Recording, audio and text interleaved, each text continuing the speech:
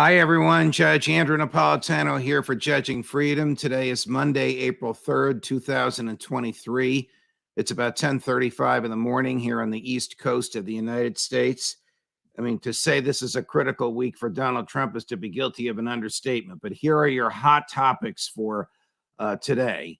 First, an analysis of Trump, and then another story, which is rather unpleasant, about the use of kidnapping as an instrument of diplomacy. But for Donald Trump, most people know by now that he's been indicted by a Manhattan grand jury. We don't know exactly what the charges are. We do know that some of this stuff is pretty much admitted, which is the falsifying of business records, which was Trump's habit and pattern of keeping his own business records. His view is it's a private corporation. It's not publicly held. He'll keep his business records however he wants. Unfortunately, New York state law prohibits recording an expenditure in a deceptive way. But I'm reluctant to comment on the indictment because I haven't seen it yet. CNN reports that it has 30 different counts. That's 30 different charges in there. I think I can guess what those 30 charges are, but I'm also going to guess that there are some charges in there that have nothing to do with the Stormy Daniels allegation. So the guts of the allegation, just to repeat for you, are that Trump used corporate funds to pay a campaign debt. Now, that is a felony under federal law. The feds decided not to prosecute Trump for that after he left office because they found the principal witness against him, Michael Cohen, to be lacking in credibility. The state prosecutors who interviewed Cohen 21 times, including 3 or 4 mock cross-examinations, found him to be credible. So on the basis of Michael Cohen's testimony that he orchestrated a scheme whereby Trump Organization funds were used to pay Stormy Daniels for silence during the last, 2 weeks of the presidential campaign of 2016, when Donald Trump was running against Hillary Clinton. Cohen's comments and testimony is also backed up substantially by Trump Organization records, by Cohen's personal records, and by the records of Cohen's law firm. So the allegation is that when Trump reimbursed Cohen, he reimbursed Cohen on a check that said Donald J. Trump with the address of Trump Tower, his home at the time.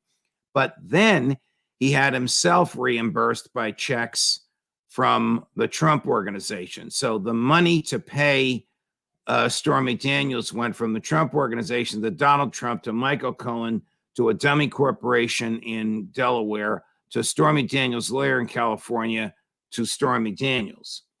The problem is that these were corporate funds. If every time a check was cut, they're considering it a separate criminal act, I can understand where the 30 acts come from, because there were 13 checks to Cohen. Maybe there were 13 checks or wire transfers from the Trump Organization to Donald Trump personally. That would be 26 right there. The other 4 counts of the indictment probably pertain to another woman who claims to have had sex with Donald Trump. And Trump denies both of these sexual liaisons with Stormy Daniels and with the other woman. The other woman was involved in what's called catch and kill. If that's in the indictment, because it's a kind of sexy, snarky phrase, catch and kill, you'll be hearing a lot about that. What is that? That's what happens when a woman has gone to the National Enquirer, or the National Enquirer went to the woman because they heard that she was making noises about going public about a sexual liaison with Donald Trump. The National Enquirer will say, we'll pay you for your story. And they agree on amount of money. She signs a statement agreeing never to discuss this publicly with anybody except a reporter from the National Enquirer. The reporter interviews her, they write up the story, and then the National Enquirer kills the story. This is all part of the scheme. They never intended to run the story at all. She gets the $100,000 paid by the National Enquirer. Donald Trump reimburses the National Enquirer, and then the Trump Organization reimburses Donald Trump. What's wrong with that? Well, it's fraud. The fraud was that this lady thought she was going to get a story printed whereas in reality, the story was caught and killed, hence catch and kill. That's probably what these 30 counts are. 26 or so having to do with Stormy Daniels and 4 or so having to do with this other woman. If there are other criminal acts in there, other acts of corporate or individual, have to be individual wrongdoing if he's indicted, I don't know what they are. But I've cautioned a lot of our conservative Republican friends, particularly those who believe that this is a political prosecution. Wait until you see the indictment. We will see the indictment tomorrow, probably shortly before noon. The arraignment, the booking and the arraignment of the former president is scheduled for 2:15 in the afternoon. He should probably arrive at the courthouse around 1 o'clock. He'll be treated with respect and dignity, not the way criminal defendants are ordinarily treated in that courthouse. He's not going to be handcuffed. He's not going to be sitting in a jail cell. He's certainly not going to be in a room with other defendants. And wherever he goes, he's going to be surrounded by a phalanx of armed Secret Service agents. But he will be fingerprinted. They don't use ink anymore. It's all digital. It's a simple rolling of your finger on a glass plate under which is a digital camera. He will be mugshot. Now, some states release the mugshots immediately to the press. New York State does not. There's going to be a lot of pressure on the state of New York to release that, and somebody on the inside probably will leak it, but it is not officially released. Fingerprinted, mugshot, measured, you're not going to like this, and weighed, so that the public information will say Trump Donald J with his booking number, where he lives, how tall he is, and what he weighs. That information will be public. He'll then wait around for a while he goes through the indictment with his lawyers. He'll then walk into a packed courtroom. Judge will say, "You are Donald Trump. Yes, do you understand the charges against you?" Now, here's where it can get dicey if he wants. I mean, I've probably done a few thousand arraignments in my career.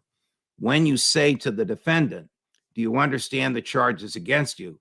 either the defendant or his lawyer says, "Yes, we give up our right to have the charges read." If Donald Trump says, "I don't understand the charges against you," that's going to tick everybody off, because he's then asserting a right that he has, but nobody ever asserts it these days, to have the charges read aloud, whereupon the judge will instruct one of the clerks while Trump is standing politely at attention facing the judge, standing with his lawyer, Joe Tacopina, and probably one or two other lawyers as well. Everybody else in the courtroom seated, while the clerk stands there and reads the charges aloud. And then the judge will say, "Okay, you've heard them. How do you plead?" He won't ask twice, "Do you understand them?" because Trump will probably claim he doesn't understand them.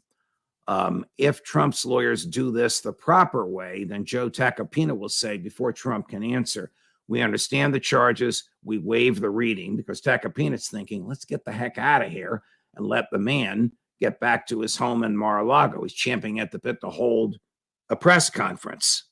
Another issue about which I'll speak in a moment.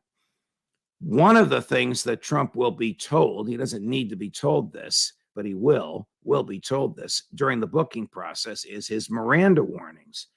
"Mr. President, you see all these people around here in blue uniforms. You don't have to talk to any of them. Anything you say to any of them can and will be used against you." We see Mr. Tacopina here, but if you don't want him as a lawyer and you want a public defender, it sounds ridiculous, but they have to say this, you're entitled to one and the court will assign one. One of the boxes that the booking police have to check is, did you give the defendant his Miranda warnings? As preposterous as it sounds in this case, they will give him the Miranda warnings and then either check a box saying he got them or require him to sign in under that box saying that he got the Miranda warnings and he understands them. Once a not guilty plea is entered, whether it's because Donald Trump himself says in that distinct, loud, proud voice, "not guilty," or whether Joe Tacopina says it for him, then the court will assign a date for a pretrial conference at which the lawyers, without the defendant there, and the judge will get together and decide how complicated is the case. Here's your schedule for filing motions. Motions are applications by the defendant to whittle away at the charges to which they're absolutely entitled. It would be malpractice for Trump's lawyers not to file motions. It's more orderly when you have a schedule for the motions, so the government knows what's coming and the defendant knows when the government needs to reply. That will be the next event on the calendar. Usually happens a month or two down the road. Then Trump will be whisked out of the courthouse. He may want to go through a public entrance so that he can be greeted by the mobs that will be in the streets, or he may want to go out an underground garage so his car can either whisk him up to Trump Tower or out to LaGuardia Airport, where his private jet will be waiting for him to take him back to MarALago. Now, once he gets back to MarALago, his estate in Florida, he plans to make a nationally televised statement to the American public. This is risky. The statement can't be extemporaneous, and it needs to be approved by his lawyers because the government really will be scrutinizing everything that he says. And the last thing in the world he wants to say is to admit to anything. Now, my understanding is that he will admit to the way the Trump organization books were kept, or he will say he didn't know how they were kept. My advice, say nothing. Say nothing about the criminal case, because everything you say not only can and will be used against you, it'll be tortured and twisted so that it can be used against you. The government is the best at doing that. So my other advice is stop attacking the judge. Your lawyer, Joe Tacopina, knows this is a fine judge with an excellent reputation. You didn't like some of his rulings in a case against the Trump organization. I looked at those rulings. Most judges, including this one, would have made the same rulings ourselves. But attacking the judge does you no good. Don't deny until after you're accused. Don't deny at all, because no good comes from this PR campaign that is intermingled with the legal process. PR campaign, his status as a candidate, his popularity amongst the American people, his ability to resonate with what the American people want to hear, his finger on the pulse of those ostracized by society. Those are all valid things for him to talk about, but they don't mean a damn inside the courtroom. So if the purpose of his speech is to whip up public opinion in support of him, go for it. If the purpose of his speech is to whip up political donations to his run for the Republican nomination for president, go for it. But if the purpose of his speech is to mount a legal defense, it's the wrong forum in which to do, and it probably will do him more harm than good. While all of this is going on, the feds now, not the Manhattan DA, the feds are the best leakers of information in the world. That type of leaking is highly inappropriate, unethical if done by a lawyer, but not criminal. So I don't know who, but the feds have leaked to the Washington Post that in the MarALago investigation, they are zeroing in on the most damaging charge against the former president, which is obstruction of justice. This one carries serious jail time. And the basis for the obstruction of justice charge is testimony from several members of the MarALago staff, one of whom kept incredibly detailed notes of every conversation she had with the former president. Those notes are now in the hands of the FBI. Those notes reflect that Trump personally reviewed the documents, which he personally directed others to hide inside MarALago after the subpoena was received from the grand jury demanding the return of the national defense information, not using the word classified because the subpoena doesn't ask for classified, it asks for NDI, national defense information.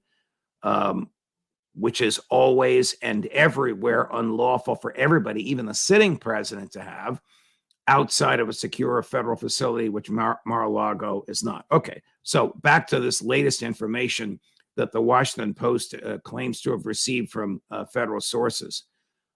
This staff member has testified before a grand jury that Trump himself reviewed the NDI and then told her and others where to hide it from the FBI. The FBI found it. How did the FBI find it? Find it? Well, the FBI had another witness on the staff who told them where this stuff was. Where was it? It was in Mrs. Trump's personal clothing closet. All right, listen, I'd be upset too.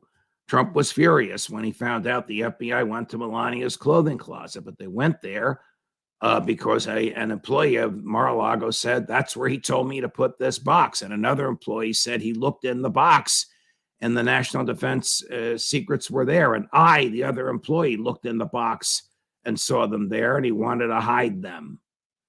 So the MarALago situation is a mess, and expect these other indictments to come. MarALago, January 6th, and of course, Georgia. I'm not going to repeat January 6th and Georgia now, but I want to underscore that when the government wants to pile on, it will, which is another reason he should be careful about what he says.